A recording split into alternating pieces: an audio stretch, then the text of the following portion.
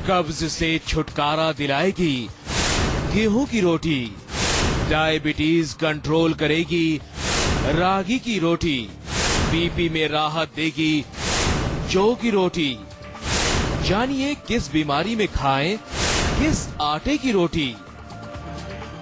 आज हम अपने शो में बात कर रहे हैं रोटियों की। तो डॉक्टर साहब, सबसे पहले आपसे जानना चाहते हैं कि कितनी अच्छी और गुणकारी होती है हमारी सेहत के लिए ये रोटियां। देखिए, रोटी डेफिनेटली हमारे भारत में एक बहुत मेन हमारे भोजन का एक अंग है। बिना रोटी के हमारा खाना अधूरा रहता है और अच्छी चीज है, क्योंकि इसमें हम कहें अगर गुणों की बात करें तो फाइबर होता है, क्योंकि होल ग्रेन है। गेहूं की रोटी बनाए या किसी और ग्रेन से बनाए तो फाइबर की मात्रा काफी होती है। फाइबर होने के कारण जो है हमारा पेट ठीक रहता है, कॉन्स्टिपेशन नहीं रहेगी। और इसके अतिरिक्त जो है इसमें न्यूट्रिशन काफी होता है, तो हमारे धातुओं के पोषण के लिए, हमारे शरीर में इम्यूनिटी की वृद्धि के लिए, हमारे बॉडी के अंदर जो है कई बार कोई डेफिशिएंसी होती है, क्योंकि अलग अलग ग्रेन्स में अलग अलग प्रकार के विटामिन मिनरल्स पाए जाते हैं, तो उन डेफिशिएंसियों को भी ये दूर करता है और कई रोगों को भी ये ठीक करता है। तो रोटी खाना जो है वो अच्छी बात है, बल्कि एक तरह से हम कहें एज कम्पेयर टू जो आजकल चीजें खाते हैं लोग, ब्रेड खा रहे हैं, कहीं पर बर्गर खा रहे हैं या पिज्जा खा रहे हैं, तो वो जो मैदे से बनी चीजें हैं और वो पूरी जो है उनको केवल बेक कर दिया जाता है, वो पूरी सेकी हुई नहीं है। रोटी को पूरा सेकते हैं हम, तो रोटी बल्कि ज्यादा सुपाच्य है, ज्यादा इजीली डाइजेस्टेबल है as compare to this type of foods. तो इसलिए रोटी जो है बहुत अच्छी चीज है और खानी चाहिए, और बढ़िया तरीके से बना करके रोटी खानी चाहिए। और किस किस प्रकार की रोटी आप बना सकते हैं ये आज बताने वाले हैं, और क्या क्या उनके फायदे हैं ये भी आपको बताएंगे। आमतौर पर लोग गेहूं की रोटी का ही इस्तेमाल करते हैं, तो डॉक्टर साहब, गेहूं की रोटी कितनी फायदेमंद होती है और किस रोग में सबसे ज्यादा फायदा देती है? देखिए, गेहूं की रोटी जो है वो सबसे बढ़िया तो आपके पेट के लिए होती है, क्योंकि पेट में जो है अगर आपको कहीं पाचन में कोई खराबी है, कब्ज रहती है, तो उसके लिए बहुत अच्छी है। इसके अंदर विटामिन ई भी पाया जाता है, तो आपकी स्किन के लिए बहुत अच्छी है। और कई तत्व पाए जाते हैं, सेलेनियम एक तत्व होता है, वो आपको कई बार एक प्रकार से हम कहते हैं कि आपकी इम्यूनिटी को भी बढ़ाता है, प्लस कैंसर जैसे रोगों के उसके प्रति जो है प्रतिरोधक शक्ति भी आपकी बॉडी में पैदा करता है। धातु जो हमारे शरीर के हैं, जो 7 धातु हैं, उनको पुष्टि होती है, इम्यूनिटी बढ़ती है। और सबसे सिंपल चीज इसकी है कि गेहूं की रोटी जो है वो टेस्टी भी होती है और सुपाच्य, इजीली डाइजेस्टेबल होती है। और अब बात कर लेते हैं रागी के आटे की रोटी। ये हमारी सेहत के लिए कितनी फायदेमंद होती है और न्यूट्रिशनल वैल्यू के हिसाब से डॉक्टर साहब, रागी का आटा किन रोगों से लड़ने की हमको शक्ति देता है? देखिए, रागी जो है वो भी बहुत अच्छा एक ग्रेन है, और इसमें विटामिन ए, विटामिन बी और कैल्शियम की मात्रा बहुत पाई जाती है। कैल्शियम के होने की वजह से ये आपके जो हड्डियों के लिए बहुत अच्छा है। और जो लोग रागी की अगर रोटी बना के खाते हैं तो उनको ये बीमारियां जैसे ऑस्टियोपोरोसिस है, जोड़ों के दर्द है, या कमर दर्द है, या फ्रैक्चर बार बार जिसको हो जाता है, कई बार हड्डियों में फ्रैक्चर आ जाता है, तो हड्डियों के लिए बहुत अच्छी है। विशेष तौर पर जो है छोटे बच्चे जिनकी हड्डियां भी कमजोर हैं, ओल्ड एज में भी हड्डियां कई बार कमजोर हो जाती हैं, या प्रेगनेंसी के दौरान भी जो है रागी की अगर सेवन कराया जाए तो उससे पोषण अच्छा मिलता है, न्यूट्रिशन अच्छा मिलता है। और अब बात कर लेते हैं बाजरे की रोटी की, जो अन्य आटों की तुलना में सबसे ज्यादा हमें एनर्जी देती है। तो डॉक्टर साहब, बाजरे की रोटी कितनी फायदेमंद है और किस रोग में हमें इसका सेवन करना चाहिए? देखिए, बाजरे की रोटी डेफिनेटली फुल ऑफ न्यूट्रिशन है, एनर्जी काफी है। इसके अंदर भी जिंक है और इसके अंदर कैल्शियम भी है, इसके अंदर विटामिन भी हैं, विटामिन ई भी है, बी कॉम्प्लेक्स इसके अंदर है। और सबसे बड़ी अच्छी चीज बाजरे की ये है कि बाजरे की रोटी थोड़ा बॉडी में गर्मी भी लाती है। तो यानी कि अगर ठंड का मौसम है, सर्दी के दिनों में अगर बाजरे की रोटी खाई जाए तो आपको बॉडी में हीट भी उससे मिलेगी। और जैसा कि इसमें इतने सारे तत्व हैं तो बॉडी को पोषण तो देती है, पोषण के साथ साथ आपके जो है ये डाइजेस्टिव सिस्टम को क्लीन करती है, क्योंकि फाइबर उसमें है, कॉन्स्टिपेशन इत्यादि में। और जो कमजोरी वाले जो लोग हैं, जिनको बहुत वीकनेस रहती है, या खून की कमी है, अनीमिया का रोग है, या फिर जो है किसी प्रकार से हम ये कहें कि आपको धातु क्षय, इम्पोटेंसी जैसे रोग हो जाते हैं लोगों को, इनफर्टिलिटी जैसे रोग हो जाते हैं, तो वहां पर बाजरा सेवन करने से, बाजरे की रोटी खाने से, बल्कि उसमें थोड़ा सा घी लगा के खाएं, दूध के साथ खाएं, तो बहुत बढ़िया इसका रिजल्ट मिलता है। बाजरे की रोटी गुड़ के साथ आप खाएं, साथ में गरम गरम दूध पिएं, तो it is a very good combination और टेस्टी भी होता है। एक बार फिर से हम अपने दर्शकों को बता दें कि आज हम डॉक्टर साहब से जान रहे हैं कि कौन से आटे की रोटी आपको कौन से रोग में सबसे ज्यादा फायदा देगी। अब बात कर लेते हैं जौ की रोटी के फायदों के बारे में। डॉक्टर साहब, किस बीमारी में हमें जौ की रोटी खानी चाहिए? जौ की रोटी आपके यूरिनरी सिस्टम से रिलेटेड रोग हैं उनके लिए बहुत फायदेमंद होती है। आपके महिलाओं में जो मेंस्ट्रुअल साइकिल से संबंधित जो रोग हैं उनके लिए बहुत फायदेमंद है। कोलेस्ट्रॉल यदि आपको है तो कोलेस्ट्रॉल को भी कम करने में इसका योगदान है।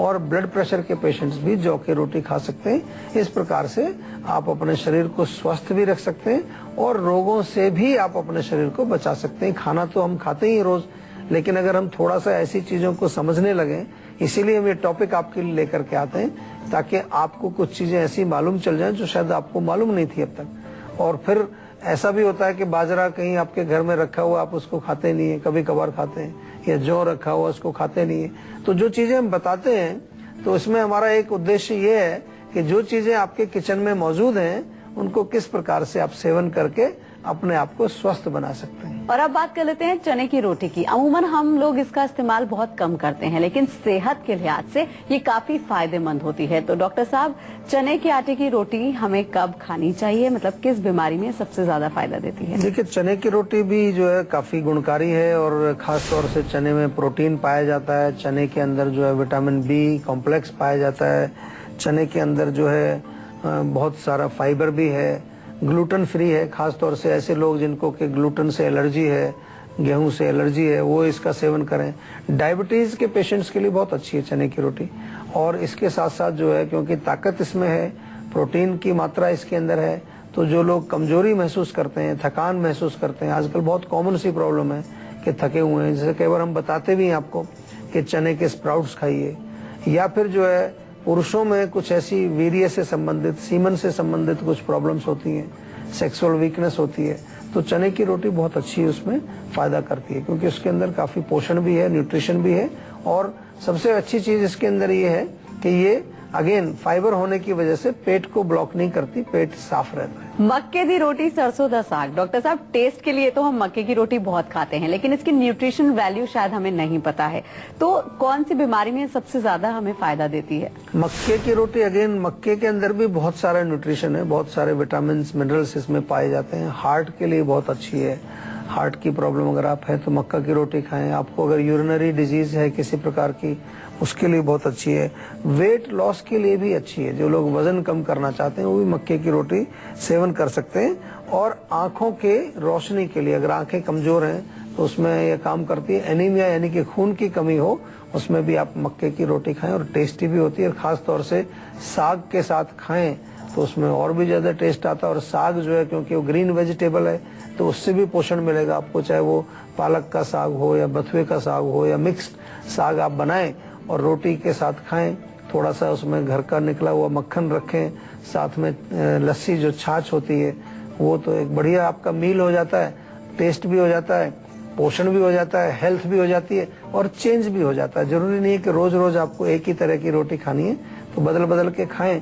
आज हमने काफी सारी रोटियों के बारे में आपको जो जिक्र किया है, तो इनको चेंज करके खाते रहिए और अपने आप को स्वस्थ रखिए। और अब बात कर लेते हैं मल्टीग्रेन आटे की। डॉक्टर साहब, कितना फायदेमंद होता है, और अगर हमें घर पर तैयार करना है ये मल्टीग्रेन आटा, तो किसकी कितनी मात्रा हमें रखनी चाहिए? देखिए, मल्टीग्रेन की आज बात की हमने, अलग अलग ग्रेन्स की, गेहूं की बात की, चने की बात की, रागी की बात की, जौ की बात की। तो ये इनको मिक्स करके अगर आप बनाएं तो सबके गुण आपको इकट्ठे मिलेंगे।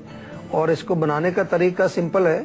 आप एक हिस्सा जो है गेहूं का आटा लीजिए, एक हिस्सा जो है आप चने का आटा लीजिए, एक हिस्सा उसमें दो मिक्स कर लीजिए आप, जौ और बाजरा, और जो चौथा हिस्सा बचता है आपका, उसमें आप रागी और मक्का, यानी कि रागी, मक्का, जौ, बाजरा, ये आपको थोड़ा आधा आधा लेना है।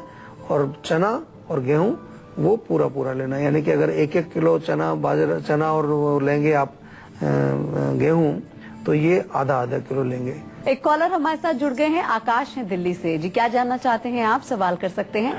हेलो जी नमस्कार डॉक्टर साहब। नमस्कार जी। सर, मेरे ना पेट में दर्द सा रहता है हमेशा, अच्छा, कहाँ होता है दर्द पेट में? नाभि के ऊपर, नीचे, नाभि साइड में, कहाँ होता है? एक साइड में होता है, नाभि नहीं होती जहाँ पे, हाँ जी। उससे थोड़ा सा साइड। अच्छा, राइट साइड में, लेफ्ट में? राइट साइड में। राइट साइड में। अच्छा, कब से हो रहा है दर्द ये?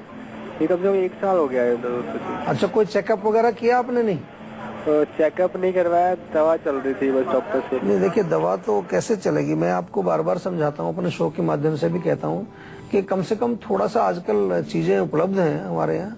अल्ट्रासाउंड ही करा लीजिए, अल्ट्रासाउंड से थोड़ा पता तो चल जाए कि क्या हो रहा है अंदर, कोई खराबी तो नहीं है, कोई चीज ऑर्गन कोई बढ़ रहा है, किसी का साइज बढ़ रहा है, कोई ब्लॉकेज हो रही है, या पाचन अगर खराब है आपका तो क्यों खराब है।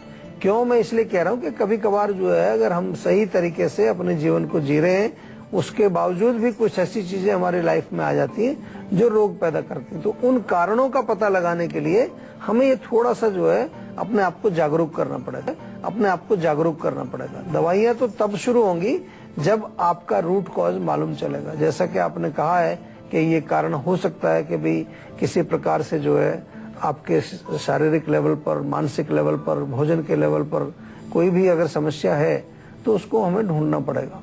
तो आपसे मेरा निवेदन यही है कि आप थोड़ा सा जो है हमारे डॉक्टर से कंसल्टेशन करें, बातचीत करें, अच्छी तरह से अपने रोग के कारण को समझें, और उसके पश्चात फिर उपचार उसका ज्यादा मुश्किल नहीं होगा। उपचार आपको जरूर करेंगे, लेकिन थोड़ा सा रोग को समझ करके फिर आपको हम हालचाल बताएंगे। एक कॉलर हमारे साथ जुड़ गए हैं, प्रभात है बंगाल से। जी, आप क्या जानना चाहते हैं? डॉक्टर साहब प्रणाम। नमस्कार जी। डॉक्टर साहब, मुझे जानना है कि मेरे मोशन मॉर्निंग में क्लियर नहीं होते हैं। अच्छा, मतलब 2-3 दिन हो जाता है कि मैं अपने मोशन बिल्कुल क्लियर नहीं होते हैं। ठीक है, अच्छा। तो मेरे सारे बाल भी सफेद हो चुके हैं, तो आप मुझे बताएंगे इसके बारे में कुछ? नहीं तो मोशन आता ही नहीं है बिल्कुल भी आपको? नहीं, बहुत, अगर आता भी है तो बहुत इतना टाइट आता है कि मतलब। अच्छा, देखिए जब हार्डनेस होती है स्टूल्स में या कोई आपको मोशन नहीं आता है तो ये स्थिति है कॉन्स्टिपेशन की। और हार्डनेस एक चीज को हमेशा संकेत देती है, ड्राइनेस, जो कि अंदर जो है वात का प्रकोप है, यानी कि अंदर लुब्रिकेशन खत्म हो गया है। उसके लिए छोटी सी चीजें, छोटी छोटी सी, जब आपको एक बार समझ आ जाता है ना कॉज, तो इलाज बहुत छोटे छोटे होते हैं। आप जो है नाभि पर तेल लगाएं, नाभि के जो है नीचे वाले हिस्से में तेल की मालिश करें रोज, थोड़ा गर्म पानी में तौलिया डाल के निचोड़ के उससे सिकाई करें। रात को सोते समय त्रिफला चूर्ण जरूर लेना चाहिए। और खाने पीने में कुछ दिन के लिए 4-6 हफ्ते थोड़ा सा परहेज करें। उसमें ध्यान ये देना है आपको कि ऐसी चीजें खानी है जो हल्की हों, आराम से पचने वाली हों, लेकिन फाइबर वाली चीजें हों। हरी सब्जियां जैसे होती है हमारी, या फिर फ्रूट्स हैं, आराम से पचते हैं लेकिन फाइबर उनके अंदर होता है। और रोटी भी जो खाते हैं आप, दाल रोटी सब्जी जो खाते हैं, तो कोशिश करें कि एक मल्टीग्रेन आजकल काफी पॉपुलर चीज है, तो उसमें कुछ गेहूं के साथ कुछ थोड़ा सा और जौ मिला लें, चना मिला लें, सोयाबीन मिला लें। तो ऐसा जो आटा बनेगा वो रोगों को भी दूर करेगा और आपके पेट को भी साफ रखेगा। तो मेरे ख्याल से अभी आप ये शुरू करिए, लेकिन फिर भी कोई समस्या अगर किसी तरह की बनी रहेगी आपकी, तो डेफिनेटली हमारे यहाँ जीवा में बहुत अच्छे डॉक्टर्स भी हैं, बहुत अच्छी चिकित्साएं हैं, और ऐसे रोगों का इलाज आसानी से हो जाता है। कोई घबराने वाली बात नहीं बिल्कुल। एक कॉलर हमारे साथ जुड़ गई हैं, सोनम है चंडीगढ़ से। जी, क्या जानना चाहती हैं आप? सवाल कर सकती हैं। जी नमस्ते सर। नमस्कार जी। सर, मुझे बचपन से वर्टाइगो है और मैं अस्थमा की पेशेंट हूँ बचपन से ही। जी। मुझे सूखी खांसी आती है और बहुत ज्यादा सांस उखड़ता है, छाती में से आवाजें भी आती हैं, और जी। उस दौरान फिर मतलब इनहेलर ही लेने पड़ते हैं, नहीं तो मुझे कोई आराम नहीं मिलता। जी, देखो आपका प्रॉब्लम बहुत क्रोनिक है, जैसा आप कह रहे हैं बचपन से प्रॉब्लम है। तो मैं आपसे सीधा सा निवेदन करूंगा कि सबसे पहले कम से कम 2 हफ्ते के लिए आप हमारे यहाँ आ जाइए जीवा में। इसमें क्या करेंगे, आपको एक पंचकर्म की पूरी हम प्रक्रिया, कुछ ट्रीटमेंट्स देंगे। तो मुझे उम्मीद है कि जो क्रोनिक चीजें, जो दोष आपके बॉडी में जमे हुए हैं, उनको सॉफ्ट करना पड़ेगा, उनको एक तरह से पेट में लाने की कोशिश करनी पड़ेगी। उसके बाद उनको वहां से बाहर निकालना पड़ेगा। अगर आप भी हेल्थ से जुड़ी अपनी समस्याओं का समाधान चाहते हैं तो आप हमारी सेहत के नंबर 0129404040 पर कॉल करके अपना फोन नंबर जल्द से जल्द रजिस्टर करवा सकते हैं। उसके बाद डॉक्टर चौहान के पैनल के डॉक्टर आपको खुद फोन करके आपकी सेहत से जुड़ी हुई समस्याओं को सुलझाएंगे। फिलहाल यहाँ पर वक्त हो गया एक छोटे से ब्रेक का। ब्रेक के बाद बारी है संजीवनी टिप्स की, जिसमें जानेंगे दांतों में ठंडा गर्म लगता हो तो आप क्या करें। इसीलिए आप कहीं मत जाएगा, देखते रहिए अपना मन पसंदीदा हेल्थ शो संजीवनी, ताकि स्वस्थ रहें आप। बाद एक बार फिर से आप सभी का स्वागत है संजीवनी में। और अब बारी आती है संजीवनी टिप्स की, जिसमें डॉक्टर साहब आपको बताने वाले हैं दांतों में ठंडा गर्म अगर आपको लगता हो तो डॉक्टर साहब हमें क्या करना चाहिए। देखिए, ठंडा गर्म लगने का मतलब होता है कि आपकी जो दांतों की सेंसिटिविटी है वो थोड़ी सी जो है एक तरह से अनस्टेबल हो गई है। तो उसके लिए कई कारण होते हैं। कभी कभार आपके मसूड़ों में कुछ प्रॉब्लम होती है, या कभी दांत के जो रूट्स होते हैं जहाँ पर, वहाँ पर किसी प्रकार का जो है जगह खाली हो गई, कैविटी बन गई है। तो सिंपल सी चीजें तो बहुत हैं हमारे आयुर्वेद में, बहुत अच्छी चीजें हैं।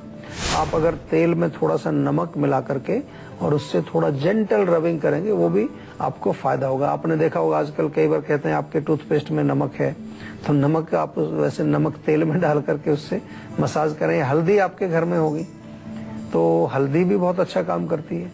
हल्दी को भी थोड़ा सा आप तेल में मिक्स करके और उससे ज्यादा दांतों पे ना रगड़ें, तो ऊपर की तरफ मसूड़ों की तरफ, नहीं तो दांत आपके ज्यादा पीले हो जाएंगे, तो ऊपर मसूड़ों की तरफ जेंटल रगड़ें, बाद में उसको कुल्ला करके वॉश कर दें। और सबसे इम्पोर्टेंट चीज है कि हाइजीन बहुत जरूरी है। खाना खाने के बाद आपको पूरा अच्छी तरह से साफ करना चाहिए। कहीं पर भी अगर आपका भोजन अगर रह जाएगा, अंदर कहीं भोजन अटका रह जाएगा दांतों के बीच में, दांतों के पीछे, तो उससे ये प्रॉब्लम, फिर दांतों में सड़न की प्रॉब्लम आपको शुरू होती है। फ्लोराइड अच्छा काम करता है। फ्लोराइड को पानी में मिला करके उससे थोड़ा सा कुल्ला करें, रिंस करें, वो भी बहुत बढ़िया है। और सबसे अच्छी चीज है, सुबह खाली पेट जो है 1 बड़ा चम्मच तिल का तेल मुंह में डालो, उसको घुमाते रहिए 2-3 मिनट, 4 मिनट, 5 मिनट तक भी। पूरा जो है अंदर जब वो व्हाइट कलर का हो जाता है, उसको बाहर थूक करके फिर अपने जो है दांतों को अच्छी तरह से साफ करिए। सफाई की बहुत इंपॉर्टेंस है। दांतों के जितने भी रोग हैं वहां पर हमें दांतों की साफ सफाई बहुत जरूरी है। खास तौर सोचते हैं सुबह हमने ब्रश कर लिया है और रात को ब्रश कर लेंगे, बस उतना काफी है। रात को भी नहीं करते बहुत सारे लोग तो, लेकिन दिन भर हम खाते रहते हैं। आपने चाय पी, वो भी दांतों में कहीं ना कहीं जाके लगी, उसके बाद भी उसको क्लीन करना जरूरी है। कोई आपने बिस्कुट उठा के खा लिया, कोई चॉकलेट खा ली, after eating anything you must wash and clean your mouth. तो डॉक्टर साहब बहुत बहुत शुक्रिया इतनी सारी जानकारी देने के लिए। Thank you. आशा करते हैं डॉक्टर साहब ने आपको जो भी उपाय बताए हैं उन्हें अपनाने से आप हमेशा सेहतमंद रहेंगे। संजीवनी प्रोग्राम के जरिए हम आपको फिट और हेल्दी बनाए रखेंगे। आपको बता दें कि आप हमारे सेहत के नंबर 0129404040 पर फोन करके अपनी कॉल रजिस्टर करवा सकते हैं। आप हमें ईमेल भी कर सकते हैं। हमारी ईमेल आईडी है info@jiva.com। आप फेसबुक के जरिए भी हमसे जुड़ सकते हैं। हमारी फेसबुक आईडी है www.facebook.com/jiva ayurveda। तो इसी उम्मीद के साथ कि हमेशा सेहतमंद रहें, मुस्कुराते रहें, अगले एपिसोड में फिर होगी आपसे मुलाकात। तब तक के लिए हमें दीजिए इजाजत। नमस्कार।